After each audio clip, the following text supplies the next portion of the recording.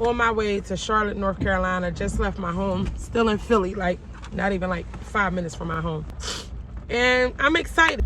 It's gonna be a long drive, but you know, I'm excited to see what thus saith the Lord, and just to experience how other people are churching. You know what I'm saying? I feel like, me personally, I know I stepped away from the church, or I stepped away from my calling. Let me say that. For several years or whatever, because I jumped on a platform because I allowed people to put me on a platform when God was still pruning me and preparing me, which caused me to succumb to the pressures of the calling because I was ill prepared.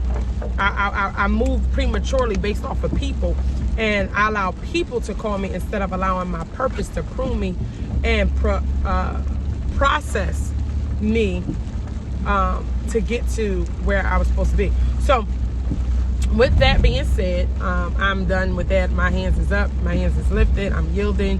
Whatever God, you know, has from whatever thus saith the Lord is what I'm going with. Running is just tiring, right? It's exhausting when you're just running.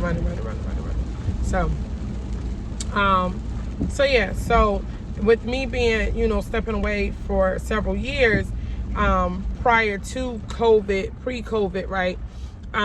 What I'm noticing, not even just in my visits, but just in conversations with other church leaders, with other church goers, right? People who or affiliates, right, of the church, and just things that I'm seeing, right? I feel like COVID is a virus, but it also exposed the virus in the church, because I think,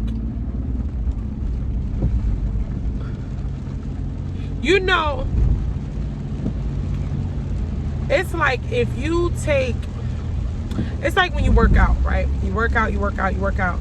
And if you take a break too long, you go back to your old habits, to what you're used to, what's in you already, right?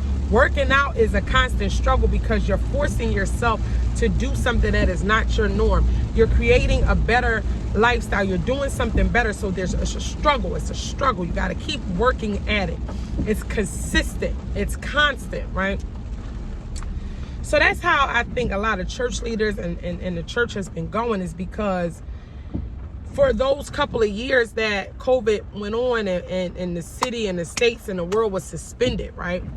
At large, I feel like a lot of leaders and pastors and people of the faith, I feel like they stopped working out, so they just got relaxed and sedentary and went back to their old behaviors, their old habits, right? So when you're not working out, you sitting, you eating, you just like and you're gaining weight. And I feel like those individuals or people that were supposed to be church leaders were just gaining this lackadaisical, relaxed mannerism.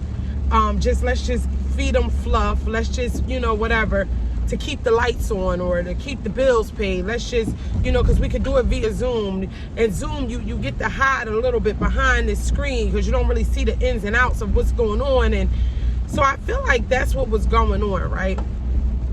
And if you ever are a person that work out and you, let's say you pumping iron, that's why I tell my clients and I tell myself, don't sit down. When you taking a rest, when I'm taking a rest, when I'm working out and I'm in the gym, I don't sit down. My rest, I'm still on my feet.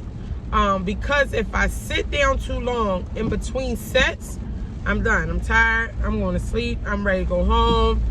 And now I done picked up my phone. I'm scrolling on social media because I done took too long of a rest. When you take too long of a rest, you allow too many other things to kick in to start to stagnate you and distract you from what your initial purpose was in the beginning for why you're in the gym, or in this case for why you're in the church, or why you are a leader, or why you were called or appointed to leadership.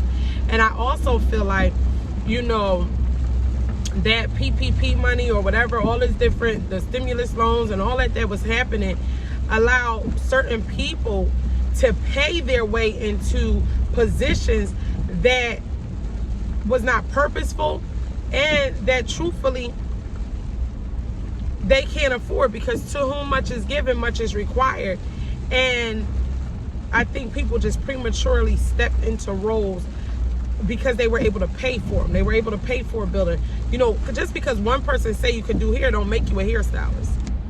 Just because you know how to influence, impact, or inspire does not mean you should be a pastor. Just because you know how to study don't mean, you understand, there is a calling. There's a chosen people. And I think, you know, people have really gotten away from the responsibility and understanding the full responsibility of accepting. That's why I said, listen, this ain't for me, Lord. I don't know what this calling is. He never identified it, but he didn't get a chance to identify. Come on, Holy Ghost, help me, teach me, check me. He didn't get a chance to identify what the calling was because I allowed people, they started getting in my ear. So I thought that was the calling. No. I don't know what my calling is. I don't know exactly what it is. I know that I am called to operate in some form or fashion of leadership in the body of Christ. How that looks, I don't know. What it looks like, I don't know.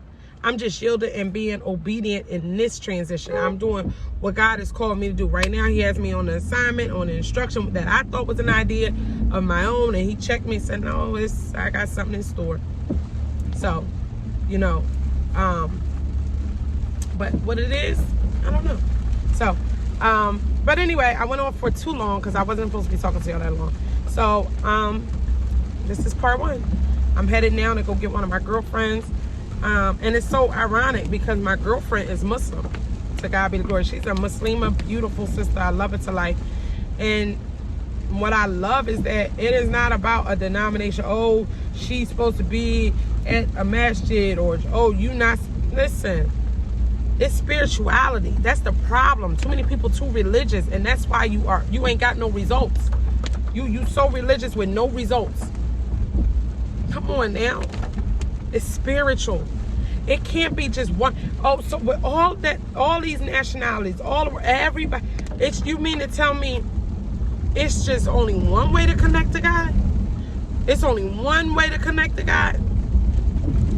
Don't get me started. Never mind. I'm gonna get off.